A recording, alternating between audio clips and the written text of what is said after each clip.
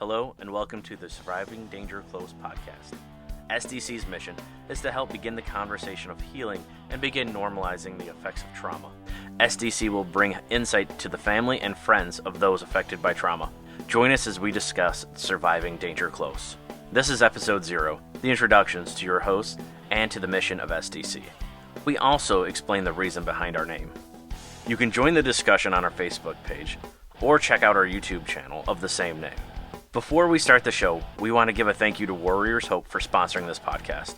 They are a nonprofit serving veterans here at home with dinners and other activities to connect veterans with other veterans.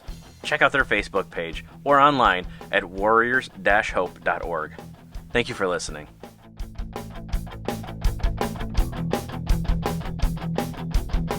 Okay, we're recording. So how do you want to introduce yourselves? Yeah, I thought we'd get more like of a countdown or something. Not hey, you're on. Well, good evening. How you doing? Good. Good. Welcome to Surviving Danger Close. My name's Dustin, And I'm John. and I am a veteran. I was in the Army, and you were... I was also a veteran, or am a veteran. I was in the Air Force, and then got into law enforcement. Air Force, you know. That's all right. And so, guess I am also the assistant director of Warriors Hope, and that is a organization in Tuscola County, and it also reaches out to Sanilac, Huron, Tennessee, not this county, the state. We're basically put there to help veterans win the battle after the war. And we'll get into the story later, but a cupboard door actually brought John and I our paths to cross. When the embarrassment drops out, I'll tell that story on here. But our paths crossed, and you were part of a first responder team that helped. Yeah. First responder. I'll let you explain it because you know what you want to say. No. Well, thanks. I have been a first responder for 12 years. I am in law enforcement as well as fire department.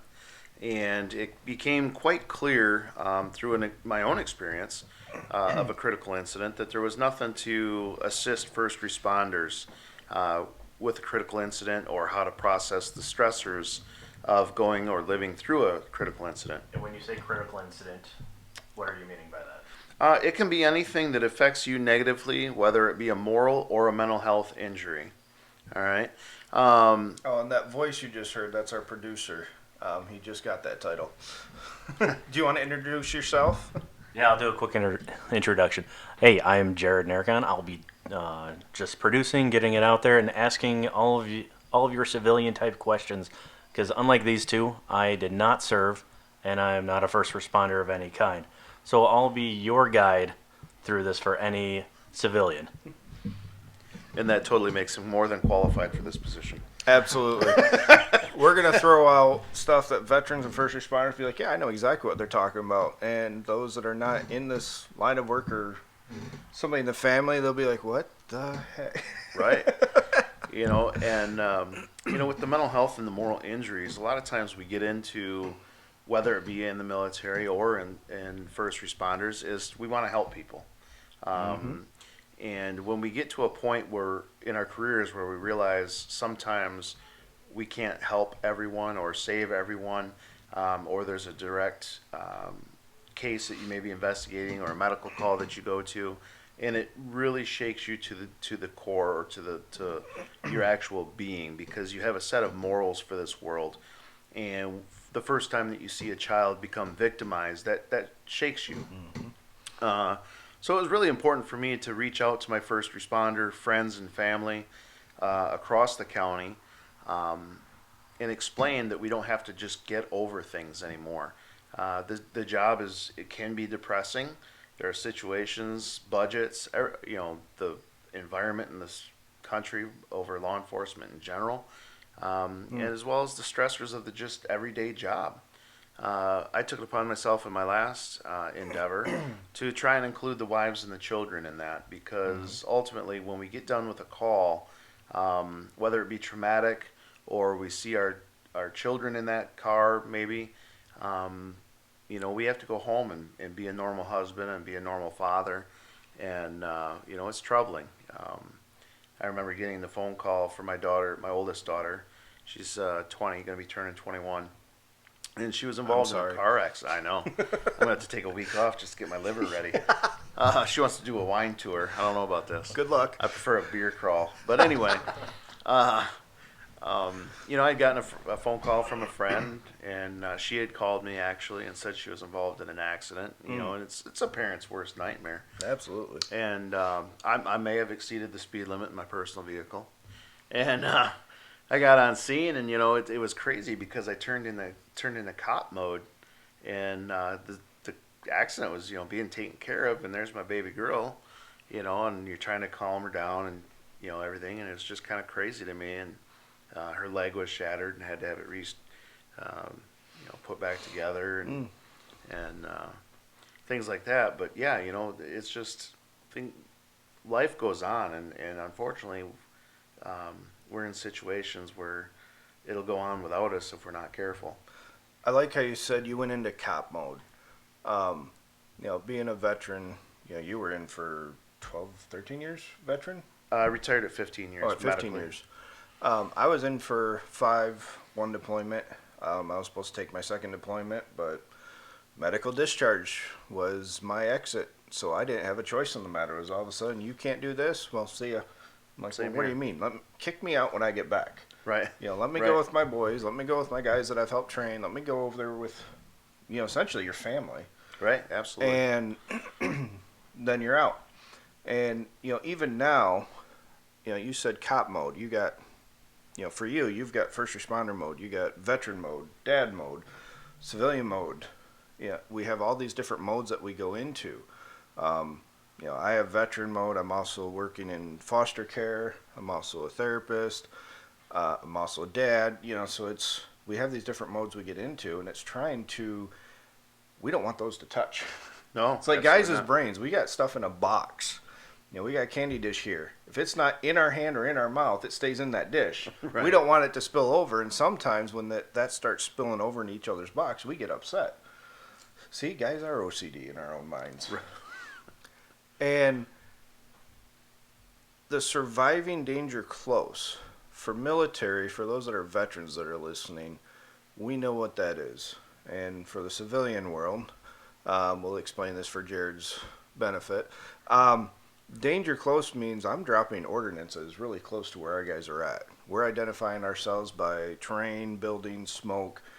This is where we're at, and we know you're going to be dropping an ordnance close, whether it be your 777s, your fighter jets, the A-10s. And when you say dropping ordnance? Oh, yeah, dropping ordnance. You're our ordnance expert. I'll let you take this one, Air Force. We just, we make stuff that goes boom. Yeah, and being infantry, we like to watch those things go boom. So it's mainly dropping a aircraft payload bombs. What did you work on? A-10s. The A-10s? Yeah, that's right. Oh, yeah, I remember you sent me that picture. Yeah. Jerk. Very jealous of that. We would be real close and then say, hey, whatever's in the air, whatever's on station, whatever's supporting us in contact, we want you to drop it right here. And we have to say danger close to let them know that we're in that area. That's all fun. The adrenaline's going. Like you said earlier, adrenaline junkies. That's what we are. Adrenaline's going, pumping. Yeah, did you see that? That was awesome. And you take off. And then the Army teaches you how to do that very well. Military teaches you how to do that. But what about when you come back home? That adrenaline is gone. They kind of frown on, doing patrols around here. Yeah. Except for you, but they kind of frown on randomly blowing things up. That adrenaline's gone. So and a lot of veterans. 20 pounds of tannerite in my truck, I should. No. Oh, that's for later. It's deer season coming up soon. We may need to borrow that. Jerky already made. Right. But we get into these modes that, what do we do with it? Where do we go? We don't know. And the reason why myself and Ken Patrickin, who, eventually we'll have him on, started Warriors Hope was our motto is winning the battle after the war. You're going to have these internal struggles. I have these internal struggles. Same here. And it's just, we cause the secondary trauma to those around us. And as a therapist, putting the therapist brain mode on, secondary trauma is a real thing. Change your voice when you do that. Hello. How you doing? No. Yes, we will not be serious for long on this podcast. We will interact. That's just sarcasm is a defense mechanism, and we do it very well. Yes, we do. Yes, we do. I have a degree in sarcasm. Did you know that? Just a degree? Yeah. They gave me an honorary doctorate. I was so good. No. Well, you're a doctor, so you can do that. Well, yeah, that's true. But yeah, when you're working with secondary trauma, it's basically the effects of the primary trauma to the individual who was not even involved. And yeah, I see it in those around me. Right. And I started this doing into the mental health thing to say, hey, maybe I can fix myself. No, but I'm able to help others. Right. And that should be your ultimate goal. Absolutely. When you learn something, you should be able to process and help teach that and spread that, because it does no good to keep something like that a breakthrough, keep somebody from their breakthrough. Absolutely. And surviving danger close, and I liked how you had put it. Do you remember how you did, or do I have to look it up? Probably something about danger being right outside my door. Yeah. He's scrolling. I'm scrolling. We talk a lot. Yeah. Not in person, because we can't stand people. Yeah. I hate everybody equally. It's okay. Just kidding. We love you, folks. We want you to listen. Subscribe. Hit Like? like. Can we say like? Oh, can you? I don't know. I'm trying to find a it. Facebook page, so. Oh, yeah. We will have a yeah. Facebook page if John ever gets on it, because, I'm he's on not it. busy at all. I need to. Yeah. Oh, yeah. It's past all the names. Okay, I'm not going to find it, so I'm going to paraphrase. Perfect. Basically, you said danger close for a first responder. Danger is on that next call. You Every don't time. know if the next call is going to be you're going to help this person, or this person's going to wake up, and maybe not intentionally. Maybe he's just waking up and looking and saying there's strange people, strange faces. I need to go in defense mode. Or he's waking up saying, okay, it's the cops. Oh, shoot. Now I got to fight. Right. Or it could just be, what you see in the movies, the kitty cat stuck in the tree. I haven't had one of those yet. Haven't had one I of haven't. those? I had a crocodile once. Excuse me, alligator. Oh, is that the one that was? Yep. Oh, down, sweet. down by Mayville. Had an alligator. Yeah. It was a nice pet. Was that what was it, 7 foot? Yes. Yes. Yeah, It was. I remember that, reading that article. Took me back to my Louisiana days down at Fort Polk. I'm sorry. I was hoping you weren't going to say Polk, but you did. The armpit of the United States, right next to Fort Sill. Yeah, I don't know who I pissed off in because I was at Schofield Barracks, Hawaii. Somebody has to go there. And then also, you got orders. Fort Polk, where's that? Louisiana, why? That was pretty much the extent of the conversation. I went to Fort Sill once on my own accord. I wanted to go. Why? Well, aside from the museum that they have there, the Artillery Museum. Yeah. I wanted to see Yeah. Geronimo's grave. Okay, yeah, I'll You know give you that. Geronimo was buried there? Yep, Okay. near there. Yep. Two of his wives also. So we're going on the polygamy circuit. Okay. Yeah. It was cool, though. It was cool. Cool to see his graves. I don't know why that is. I think those are kind of cool. Yeah. I enjoy walking through the cemetery, looking at the dates and how people served and things like Oh, that. yeah. And Two guys from my old unit are buried in Arlington. One was before I got there from their previous deployment. And you're not then, resurrected. You weren't in Arlington, right? You were at Arlington. We were at Arlington. Okay. What did I say? I don't know. I was just making sure you weren't resurrected. Okay. Not yet. But yeah, one is buried there now, and I've been there twice to see him. And it's just walking through all those gravestones and just, of course, it's dress and all that jazz. But It's humbling. it's just wow. I don't know how you can describe it, and especially they give you a it's kind of like a grid printer. If you didn't pass land nav, you are not navigating.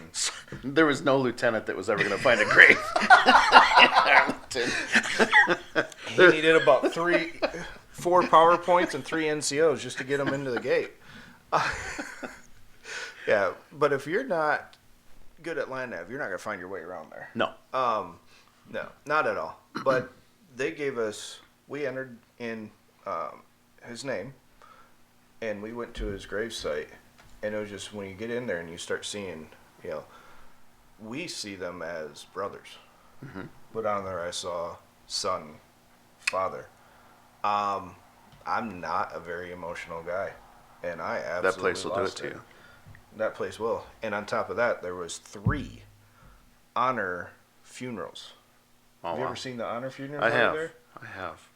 The horse and buggy, the carriage, the marching behind it, the salute. Oh, I believe that's called a caisson, but go ahead. yeah. It's just that is, like you said, it's humbling on It that. is humbling because we often think that, and I'm going back to my veteran stuff and even my first responder people, when we get a good job or a pat on the back, it's hard to take. Or when people, for me, it's like I hate it when they say thank you for your service. I do. Yeah. I hate it. And with I mentioned it before, with the environment for law enforcement right now, I do have to say I love the people in Tuscola County. They have been extremely gracious to us. I mean, it's to the point where they're like flagging us down on the road, and you think they need help, and then they're like, "Oh no, just thank you for serving."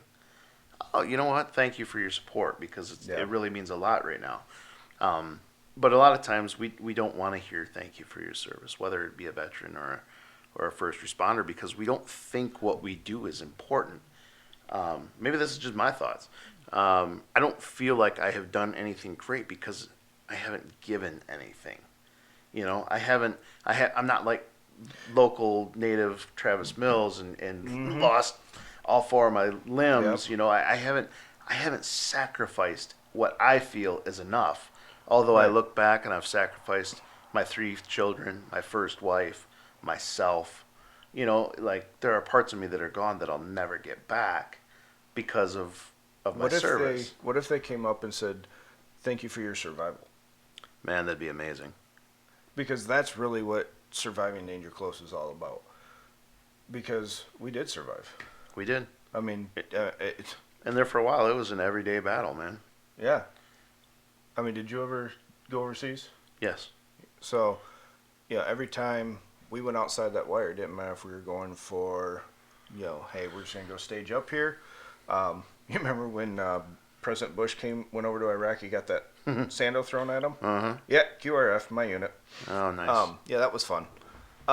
Over a sandal. But anyways, that's for another story. Every day we walked out, and even when we were in what we called the safe zone, I got blown up more in the safe zone than I did when I was out in patrol. There was less people out on patrol. Yeah. In the safe zone, everybody's there. Yeah. And we would get incoming. I landed December 25th. First time, walked off the plane, went to the chapels, the staging area. Yep. Said, okay, you guys are staying here for tonight, and then you're going out. All right. Christmas Day, I'm walking to where I'm sleeping for the night. 6 rockets go over top. Incoming. And that was our Merry Christmas. Yeah. You remember running to the bunker for the first time? Did you have bunkers? I was so tired, and I had all my gear with me, plus my friend's gear, because he got pulled for another detail. Awesome. There was no running at all. Okay. It was either this is going to be the end, or I'm just going to keep walking, and my head's going to hit the pillow. So the first time I was in El Karj, in Saudi Arabia. Sorry. It's also known as Al's Garage during Desert Storm. I'm not that old, but pushing it. Right. Pete DeRussell, he's a Desert Storm vet, I believe. He's a Reese native. Pete, good evening. But anyway, he follows me regularly. But the first time we had Pete, these, I'm a therapist. Come and see me later. We'll talk this thing out. If well, you're he purposely dated my following sister for a minute, so he probably really does need mental health service. You heard it here first, folks. But we were there, and Air Force bases they keep it separate. The flight line and everything, flight line support. You just don't is want us to Ops see Town. your defect. What defect? See, I've always been maintenance, so okay. I was never part of the chair force. Okay, all right, I'll give you that one. I was a maintenance field. Now, for those civilians, the Air Force defect is, oof. Well, It's like going. I got a story about that though too. Okay, I'll let you explain it. Maybe we'll see how we're doing on time. Yeah. And Jared's checking his watch, but anyway. We're at 20 minutes. Okay, perfect. Oh, we got plenty of time. Lots of time. Lots of time. I would sit back, but the microphone's not far enough. Yeah. So anyway, We need we a back were there. brace. Ops Town was everybody that supported the flight line, right? Yep. So Ops Town is where the skiff is. I can't really explain that. It's top Okay. secret. I have to tell you. You want to reach in there? You look like you were getting ready to talk. No, Okay. I'm trying to figure out how to explain it. Um, Actually, I'd want them to go ahead and take you out so he could tell me. I think my clearance is still no, my clearance is gone. no, we were retired now. That's gone. Yeah. And but it's anyway, on the internet. right? Yeah, look it up. Google it. Google it. Look up a skip. Right. It's right underneath. No, stay out of politics. Ukraine, Biden, what? So, Ops It's Town amazing is what over you can do in here, editing these days. and then Tent City was across the ways, right? And so, And tent cities where all the enlisted went. Yes. You know, the scum of the earth kind of thing. well, thank you. I feel better about myself. Hey, I was He's a enlisted hell of a too. therapist. I was enlisted too. Hey, I told you, we put on different brains. My boxes are mixing right now. It's not good. Right? Well, I had my brain. That's why I went to the Air Force. But, we're in the tents, and the first time Okay. the rockets start coming in, we also had these biological warfare sniffers. They took air Yep. samples. Yep. So the rockets didn't really bother me. Like the first couple times, like, oh shit, it's about to get real. And you run through the sand to get to your bunker, and there's like 40 people in there. And you're all in your chem gear and your flak jackets and helmets. Now, mind you, this bunker is probably made for about 15. Yes, it's like an elevator, really. Yeah, so you're Or a looking train at like in- what, in a 6 China. by 6. Yeah. Pack them in. You want to take that mask off to just breathe, but you can't, right? Because the sniffers are It also prepared sending you the for alarm. 2020. Right. But man, I was 2020 before 2020 was 2020. I was partying like Prince back in 1999. But anyway, yes, I am that old. But No yeah, comment. right. But that was the thing, was like, man, that was really scary. And then you kind of, once you start going through some things, you're like, this ain't nothing. It's no big deal. What the hell's the problem? Let's just keep working. And You could always tell the new units. Oh, absolutely. Well, we never That really. siren would go off. We'd always do turn and burns, meaning Oh, yeah, the people that we were replacing were getting on the plane we just came in on. I was on VBC, Victory Base Complex there. I'm glad you explained that, because on You were audio lost that too? on audio that probably sounded like something else. Oh, yeah, that's true. It's a place, not a thing. Jared is shaking his head. What did I sign up I for think now? he's blushing. So I was on Victory Base Complex, which is where most people flew into Iraq. And it was like, so we had new units coming in all the time. Mm-hmm. The alarm would come off, incoming. And it's like, you would see, it's like the cartoons. You'd see puffs of smoke and then guys gone. And equipment slowly following them. And I was there for 15 months. And I remember we had a guy come over from a no-name media source. And our Sergeant Major looked at me and said, Sergeant Weidman, you're taking them. Oh, great. Okay, Roger, got it. And we walk outside of the TALC, which is a Tactical Operations Centers. That's where kind of the brains of the operation is. Very confusing place. Too many officers. If you're an officer listening, I'm not sorry. So I took him out of the TALC, and that alarm goes off. And he's like, do we have to worry about anything? Do we have to run anywhere? I'm like, no. This time I've been there for like 9-10 months. I still got 5-6 more to go. Look, man, I'm not running anywhere. Yeah. I'm like, I run at the gym. and if somebody's shooting at me, I haven't heard anything yet. And then it erupts. It landed maybe 200 meters away. It was a 60 millimeter came in. Somebody's yelling over there, and we heard the C-rams. You know what that is, right? Yeah, but Jerrod's How do gonna you ask explain? Yeah, Jerrod's already over here. C-ram. They're called something else when they're on a boat. To be clear, I've never been anywhere that's had water, so I'm just saying. Yeah, somehow they got these C-rams, which are automatic weapons. They're like a R2D2 looking thing on a ship. Right? Yeah, R2D2 on steroids. Yeah. About as tall as C-3PO. Right. No, we're not nerding out here. And I heard that thing go off, and what it does is you have the artillery round or the round incoming, and it tracks it until it starts its downward trend, and then it shoots, don't know how many rounds a second, but all I heard was that thing go off, that Gatling gun go off, and I saw yellow tracers, and I look up, and it took the one out right above our head. I mean, they said it was probably going down within the grid square that we were standing in. And I remember looking at the reporter, and he's wide-eyed, pale. I thought he was going to pass out. And I'm like, see, the alarm's harmless. And well, we go out and we go running out to where this guy's screaming, and somehow he was right near the point of impact where the round landed and got hit with a rock. Shrapnel missed him, but he got a rock in the leg. And the next day, I went to go pick up that reporter.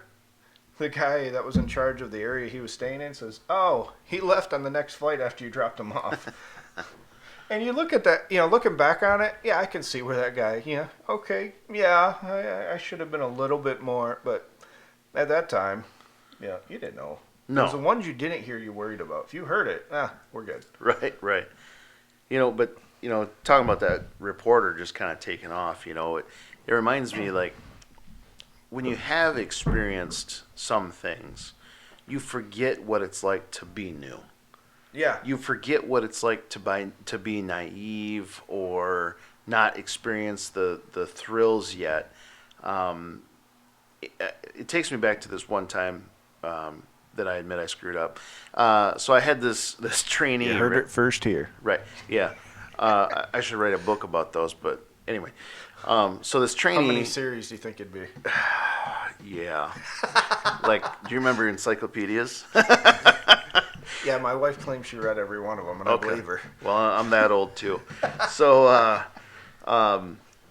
this trainee, his trainer was off for the day, so he got a free pass, right? Which means he could just either, it was up to me whether to let him drive and handle calls or, just sit in the passenger seat and be quiet, and I'd just do everything like my normal day. And this is with law enforcement. This is with law enforcement. Yes, I'm sorry.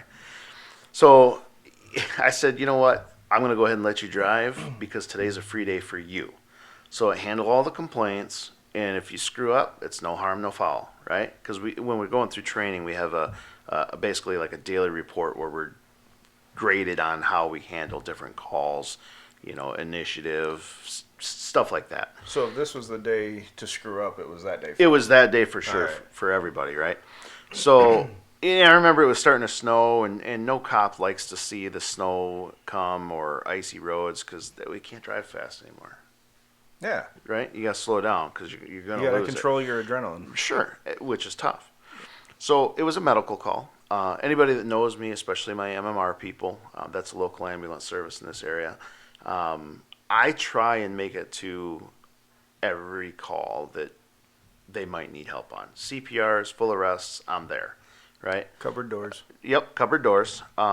We may have to get to that story today.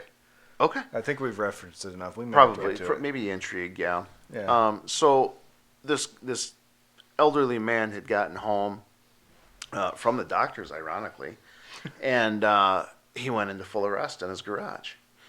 And the mailman was delivering the mail, and he's a local fireman. And he saw the man go down, and he went running into the garage there and started CPR. And this house is just remote, right? Like there are parts in this county that just are remote. Okay, there's no good way to get there. There's no easy way to get there, and the weather just makes that even that much harder. I usually explain it that to get to our area, you have to get lost first. Right. And then it's you, easier then to you explain. find your way and you get lost again, and that's where we're at. Sure. And so I tell the kid, like, we should head there. Now, I don't know about you, but, like, if I'm new and I'm behind the key, you know, if I'm behind the driver's seat or in the driver's seat of a nice Charger, I'm probably, my trainer says punch it, I'm gone, right? Like, I can tell you how fast I've had that Charger before, but I'm not going to admit to it. So, he's like doing 50, right? 55. I'm like, you know this guy's dying, right? We don't need to wait till he's dead. I mean, it's We kind of... don't need to beat the morgue there. We need to Right, beat the we need ambulance. to get there, right? I said, step it up. So now we're doing 60. I'm like, look, kid.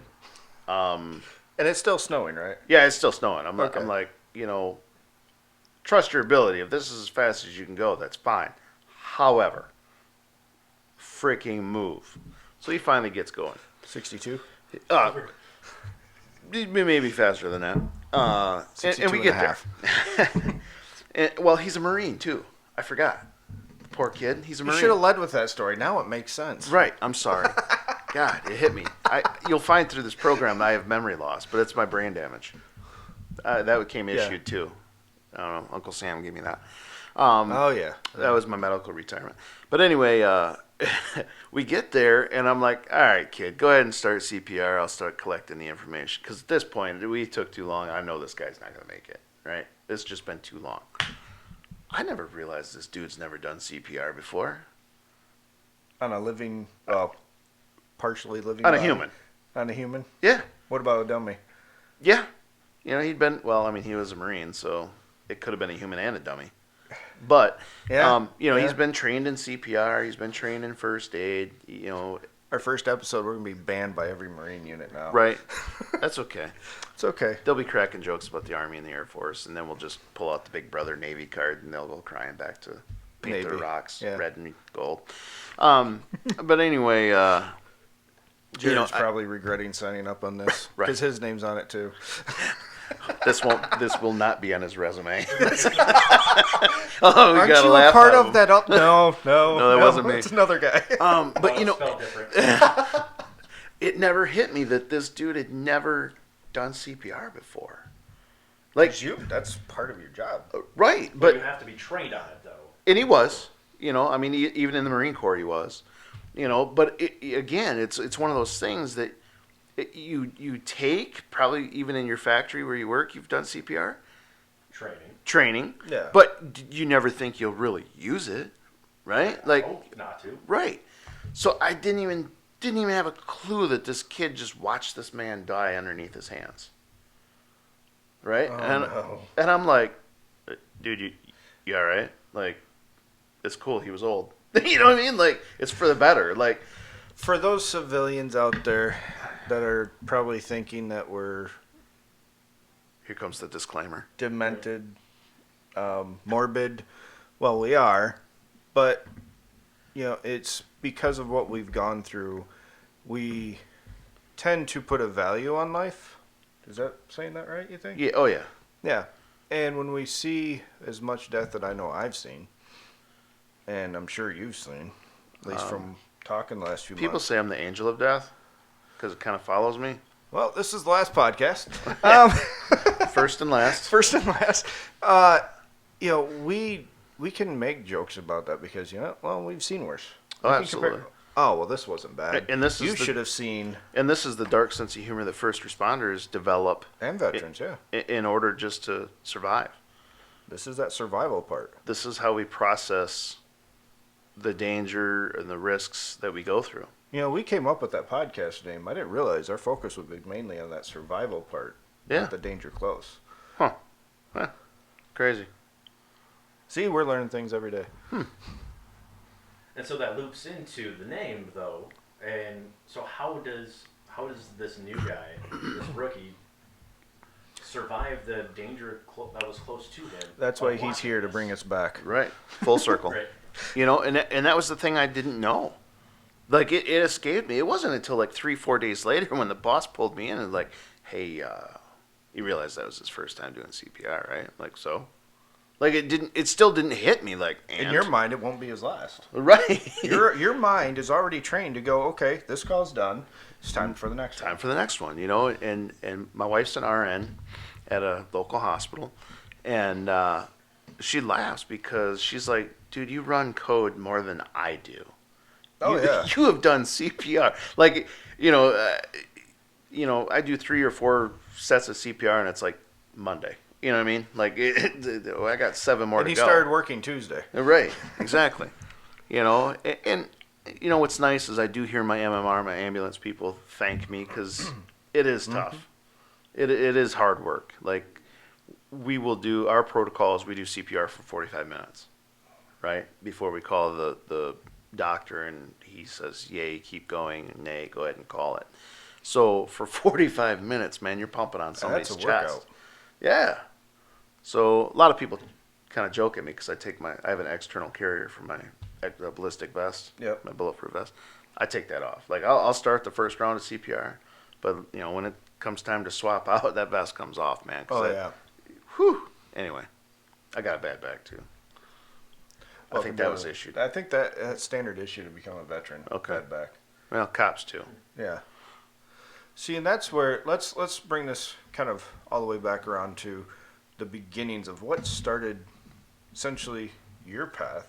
I mean, you and I had not met. Oh, here comes the story. Yes, we're gonna get to the cupboard door. It's great, phenomenal. I can sense it. Hold on. Okay, go ahead. It's not popcorn, folks. It's Reese's Pieces. Little did we know, the 3 of us, that's our kryptonite. One of many. So I moved into this area about 3 years ago, and we bought a new house. Finally had the hunting property I wanted. So it took me about 6 weeks to realize there was a house on this property. I was in the woods the whole time setting it up for the next deer season. And then my wife says, I'm in the house. What house? That married. one. What? I'm married? Who are you? No, my wife. I don't mean that. No. So My memory isn't that bad yet. yeah. Well, I do have over 15 concussions, so that may play. I might be able to use that excuse.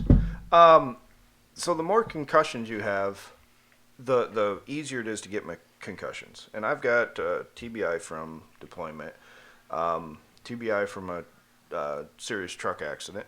TBI. Oh, TBI. And there's Jerrod again, saving us again. Traumatic brain injury. It's when your body hits something and your head is violently thrust about. If you get in a car accident, you're traveling 55 miles an hour. Your brain is still traveling 55 miles an hour until it hits the back part of your skull to bounce back. And that's essentially what people call whiplash, too. I mean, I'm sure there's some medical persons get, no, it's really called this. Well, okay. Layman's terms. Layman's terms, very much so. So through what's called blast. Now I'm forgetting the name. When you have a sound wave after an explosion goes off, the sound wave comes first. See, that's where mine came from. What? I have a TBI, but the doctor asked me where it came from. I guess it was a good one because I don't know. Yeah, those are always good ones. And when the sound waves come through, well, your bones, they stay still, but your soft tissue Resonates. well, they keep moving. Right. They Kinda move like with it. Kind of like a speaker that's Exactly. moving. Yep. And so, I've got 2 traumatic brain injuries, multiple concussions, majority of them in the service. And so I'm working in my kitchen. I'm helping my wife out in the kitchen by cleaning up the sole cabinet that I get, which is the highest one because I'm the only one in the house that can reach it. And I left the door open. And she goes, hey, can you grab that out of the garage? Well, it goes, she's in the other room. I'm standing in the kitchen. The garage is right off the kitchen. So I turn, and my head smacks into that cupboard door.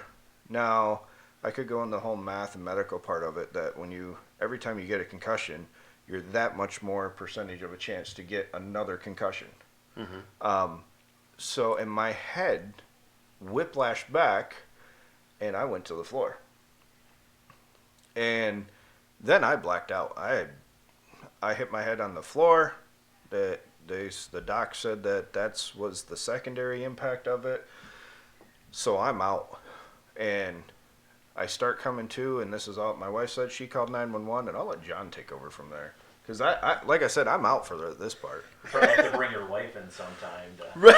to fill in that gap. Clarify the story. We don't have enough time because she's going to get off on something else. Probably the list that I probably should be doing right now. Probably. I remember it was near the end of my day. I remember that. Okay, yeah, It was I remember you like saying it was like 5:00-ish, maybe 5:30. I know it was at dark in the springish time. Yeah, and I get off at 6, so I knew it was in the end of my day, and I was like, man, that's close. But and if I start to get too personal, please cut me off. But your wife had told the dispatcher that he gets combative when he comes out of. Yeah, I have 2 anesthesiologists from my surgery that will definitely say that. Yeah. So they knew how to duck and weave. That's all I'm saying. right. So your wife was really kind of scared for the EMS personnel, and they weren't really sure how you'd react coming out of it. So I was like, fudge, I guess I should probably go. So I came out here, and your driveway is really easy to find. So I'm relaying instructions back to the medical personnel, and Now you drive past this. You knew this place because you've driven. Oh, past, yeah, you drive this past is- it all the time. I beep every day on my way home. And So I gotta stop calling in complaints for somebody honking the right, horn. right. Okay. And Stryker was the first one to meet me, of course. That's our dog. We'll get into him later on. And your wife was with you in the kitchen, and I think it was your mom that let me in. Yep. And anyway, I think you were just starting to come to, and your wife had given me kind of the brief background that you had It just was given a cupboard everyone. door. Yep. Yeah, except she was holding the frying pan. I don't know, but anyway. Was that the one with the dent?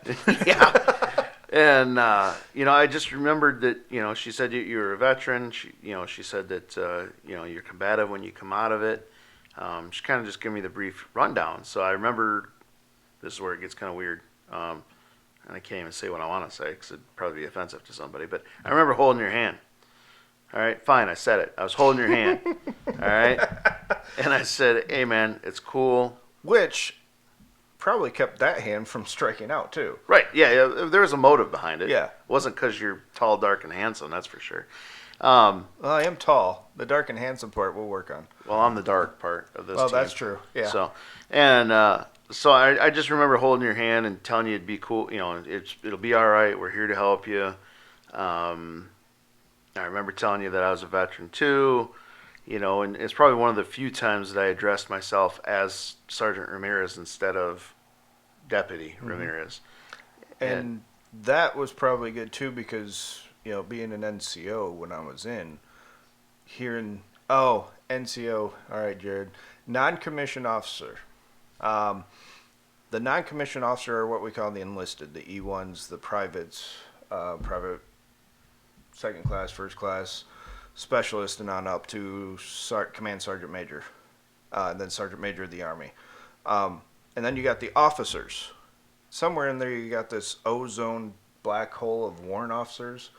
I've only never met figured like them 2, out. but I don't know how you get to be that. I know one. It's like a he was unicorn. enlisted, and then he went in there, and he's like disappeared. If there's any warrant officers out there, you're magical. Yes, you are the unicorns of the military. And so then you have the officers. Well, I was a non-commissioned. I mean, I did not have a commission. Even though I had a degree and wasn't exactly bright when I went in. And went in enlisted and not Air Force. Yes, I admitted it on record. I went as enlisted, and the officers are the ones that are in charge of the units. Mm-hmm. Usually they're fresh out of college, and they come in to take over a unit that is full of NCOs who have been through combat and everything, and it's their turn to lead. So I almost feel sorry for them. Almost. But anyways, addressing the rank, especially when I was in that combative mode, probably helped me realize, okay, number one, I hear English. Number two, I hear something I recognize. Right. It brought some normalcy back. Because no Like, matter you where didn't know you're what was at, going on, Yeah. but that was enough to be like, oh wait, I remember this part. I got this part. Yeah. The sergeant part. I don't know who that ugly mug is, but I got the sergeant part. But it's like anywhere in the world, if you meet somebody that outranks you when you're active duty and they're active duty and in uniform, it doesn't matter what their last name is. They've got that rank. Right. And That how you is their address- first name. Yeah, that is their first name. I had guys all the time in my, hey, what's your first name, Sergeant? Right. Right. No, really. No, really. And when you get equal rank, then I will let you know my first name. But no, Sure. first name is Sergeant. Yeah. So, sorry, go on. And you'd lost consciousness a couple more times on us. I think they said 12. Yeah, pretty much. And there's a little baby face. His name's Austin. He was there that night, scared shitless. Right? Was that the MMR? Yeah. Or are they mobile medical response? Yeah. He looks like he's 12. That's what my wife was saying. Because Yeah. I woke up he's and blonde, she goes, he's just like a she's toothpick. talking to the doctor who looks like he he needs was a booster 16. seat. Yeah. It's like Doogie Howser or something, right? So he's like, I "What think are we we just gonna aged do?" herself on that. Maybe. Anyway, we get you on the cot and we're wheeling you out to the bus and do you remember what the last thing you told me was before I said goodbye? I don't remember you being there. All right, perfect. This is cool. I can make up whatever I want. Yeah, probably. So we're in the back of the ambulance, and he's holding my hand now, right? Because I tried pulling away, but he just held it tighter. So he's holding my hand now, and I'm telling him it's all right. We're still here to help him because, like you said, he's lost consciousness like 12 times. So each time he's waking up combative and confused, right? And each time I would address myself as Sergeant. And the last thing he asked me as we were shutting the doors on the ambulance, and I told him to take care, he was going to go get help, was you asked me to tie your hands down. Nope. You I asked me to remember tie your hands down so you didn't hit the poor kid. No, never. That would have traumatized him. So that's how we met. Totally healthy relationship, I promise. Yes. And then we went for coffee a couple weeks later, I think, or a month or two. Yeah. Before COVID all Yeah, came around. Yeah, those were the days. Yeah. And then from there, he's doing his thing, I'm doing mine. COVID hits. A lot of time on our hands, well, you're supposed to, but when you're married, the list just gets longer. When you have time off, okay. Well, So luckily we were both first. My wife and I are both first. yeah, Critical. Essential employees. Thank you. Yes, Thank you. essential Essential employees. employees. So yes, we didn't have time off. yeah. In mental health, at that time I was in substance abuse counseling. Mm-hmm. Not me, I ran it. Okay. There you And- go. Thanks for clearing. Although these things are pretty good though. Right. So most of mine You came could have ate from. them. You didn't have to put them back. Fine, There you go. just for you. It's like No, I double can't talk dipping at my a mouth party, full. man. So most of my clients at the time were probation parole. Okay. You lock them up, I get them when they're unlocked. And oh, thanks. He's taking a picture We're here. gonna do a little behind the scenes photo. Oh yeah, this is behind the Hey, scenes. there's Jerrod. Oh, it's video. Yeah, he's videoing. It's one of those smile for the picture and be out there videoing. Yeah, he just pulled it on us. So I went from 35 clients a week down to 7. So my company said, you know what? It's just not working out for us right now, of course. And so I got laid off. And the whole time I'm trying to pour into Warrior Soap. Well, there's not much we can do there. And I'm like, I just had this thing, I wouldn't mind doing a podcast. I started listening to a lot of podcasts, realized what I wanted to do, what I didn't want to do. And, I was like, I just got to find somebody. And then this whole cupboard door incident happens. And my wife, she is going to take credit for it, so I've got to give her credit. She was like, well, why don't you call it to John and see if it's something he wants to do. So I wrote this thing that we're going to cover in later episodes. And, and I sent it to you. Yes. And I was like, hey, let's do a podcast. Or, no, I just want to do a video at the time.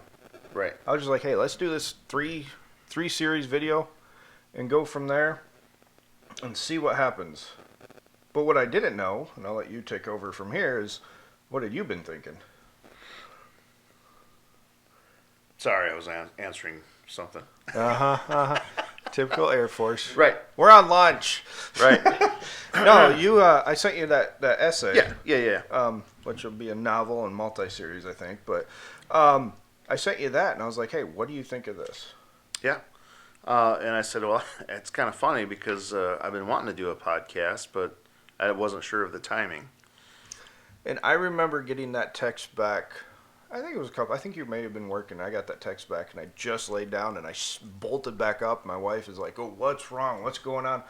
I'm like, he just texted back that he wants to do a podcast. She goes, okay, why is that important? Because I haven't even told her at this point yet. I'm like, because that's what I've been wanting to do. And she goes, well, just do it together. And basically was like, do it today. Tell him that you'll go ahead and do it with him, and let's go to sleep. And so then it came to, it took us, a week to get this name? Yeah. It was constant texting back and forth. We got danger close, and that just wasn't enough.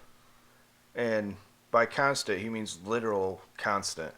I think it was in between compressions. He was like, oh, that's a good name. Let me text that real quick. Right. Okay, back. Where was I? 1, 2. And so we came up with surviving danger close because I know my aspect with being with Warriors Hope and our other program, Pause for Boots, and all the stuff that we'll get into later. Yeah, we're not just here for the first responders. Right. Absolutely. We're not just here for the veterans. We're here for the families as well. And if we can even, however long we end up doing this, till, we do 10 podcasts, we do 10 years of podcasts. If we reach one person. Absolutely. Yeah, that's enough. When I started my project before. We're at 50. Oh, we got about 10 minutes. All right, we'll start winding her down. But I don't read lips very well, just like John. When I started my little project before, reaching out and helping first responders, I've lost my track, just like that. God, I'm like 70. TBIs. See, that's what TBIs do to you. Wear your helmets, kids. Yeah. And don't take it off if somebody's going to throw a 9-foot rocket at you either. Right. What were you just saying? You were going about your last deal and how. Jerrod? So why do you want? What's important about this podcast to you, and what do you want to get out of it or put out there? So you were talking about what you did previously. Because I was talking about reaching out to now, families. That's what it was. So now you want to reach out. He's gone. This is embarrassing. This is embarrassing. Wow. Next topic. What do we got, Jerry? Right. Moving right along. We're going to replay this later. Oh, now I get. Right. We'll make notes. Don't worry. I'll have that too. We'll do one of those retraction type parts of the episode. We'll start. Okay. So when I said this, I really meant. Right. No, but we're doing this for the families as well. And it's just, we got a lot, like Jerrod. Yeah, I've dealt with him on a couple of things. We'll get into that later on. But he's sitting here not just as a producer, not just as the sound guy, the guy that, smarter than the two of us put together. He's here for... We both have brain injuries, let's be clear. So it's really not saying much, is it? Sorry, Jerry. I think I meant it a compliment. Somehow we can do an insult. Number one is number one. That's all that matters. But it's, there's so much that civilians want to do to help. I mean, we talked earlier about, thank you for your service. No, it's to us, it was survival. To us, it was, I'm doing this patrol so I can get back. Oh, you remember now? It came back to me. All right, let me lose my train of thought first. Jerry, take notes. I gotta write this down. He is, folks. He's typed. No, he's not. And it's for those that just want to come out and they don't know what to do. They don't know what to say. But it's also for the families that are dealing with that secondary trauma of, why is my husband the way he is, or my wife, or my son, daughter, whoever, whatever the relation may be, why are they this way at work? They're happier at work than they are at home. Then they come home, and it's hell. There's no way to get around saying it. It's hell. You've been talking to my wife? No, my wife. Oh. Have they been talking? Ooh, that could be bad. That could be bad for both of us. And, I saw what that did to my kids. Right. And I was in the mental health field. It was my job, was to help others. But yet, every time I looked in the mirror, I didn't see the guy that everybody thought was all together. When I looked in the mirror, I saw the guy that was in a mental sling or crutches. And because in my mind, it was like... You were on a medical waiver. I was on a medical waiver, absolutely. You were a waiver baby.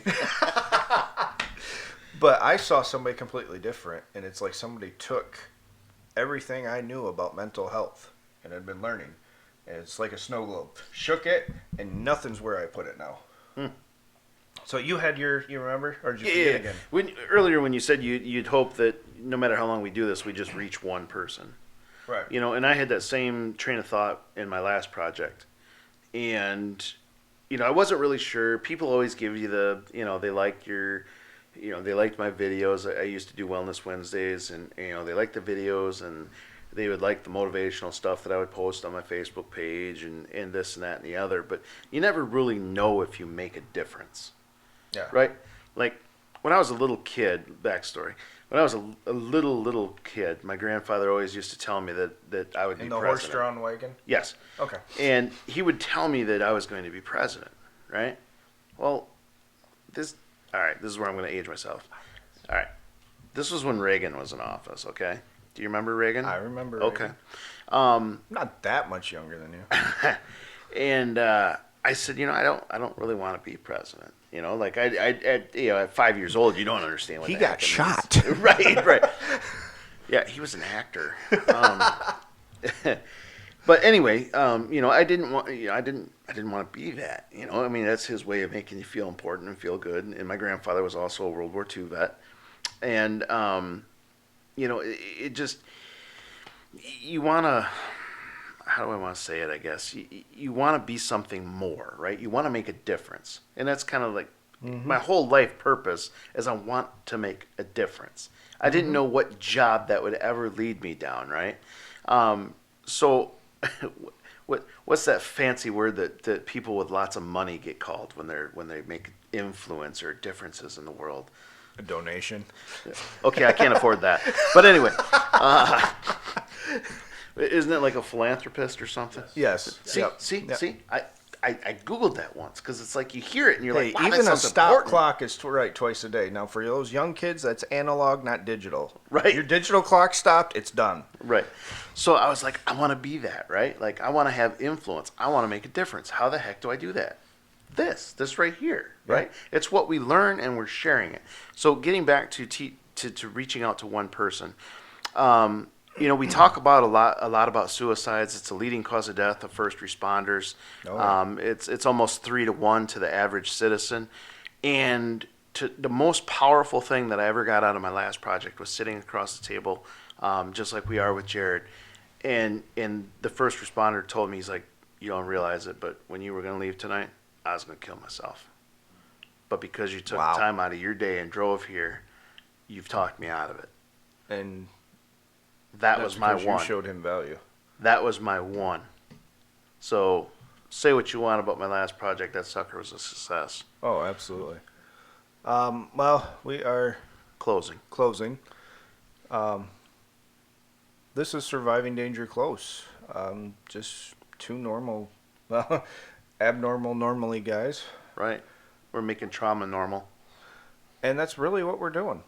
We want, if you're listening to this and you're going through something that you just, okay, the world doesn't know what I'm going through. You know what? You're absolutely right. The world does not know what you're going through. But we've got an idea. I will never tell a client or somebody I'm talking to that I understand what you're going through, because I never will. No. But I have an idea. And we've gotten to the point where, there'll be times on this show, I'm sure we'll share something that, I didn't realize it was going to go that way. Right. And like cupboard doors.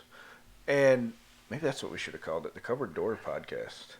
But no, we'll get to a point where it was like, wow, that was really, when we turned the mics off, wow, that was hard. I wasn't expecting to say that or to share that. But you know what? That's what we need to be doing. So many times military first responders say, keep it closed, go to the next call. But what do you do after the call? What do you do when you're home? And, you don't wear your vest at home because that's your safe zone. Neither do we wear a mental vest at home. That's why we hurt the ones that are dangerously close to us. Mm-hmm. So it's not just about surviving the danger that's in our life. It's about helping us and helping our families to survive danger close calls at home. Absolutely. Any last words, John? Well, I hope everybody that tunes in tonight enjoys the program. As you can tell, we kind of ad-lib some things here off the cuff. Wait, we had a script? You No. didn't send that to me. Oh, okay, good. Totally, hopefully comedic, sarcastic, and just enjoyable, where we talk about real life stuff. We never said how often we're going to do this. Every other week. Every other week. So once you're hooked, you're stuck with us. At least every other week. Like it, share it, and promise there'll be more substance next show. He does. I don't make promises I don't know if I can keep. Well, All thanks, right. Jerrod, for the help. Thank you Thank all you, for Jerrod. tuning in tonight. And we'll see you next time on Surviving Danger Close. Cue the music. Oh, we got music? That was extra.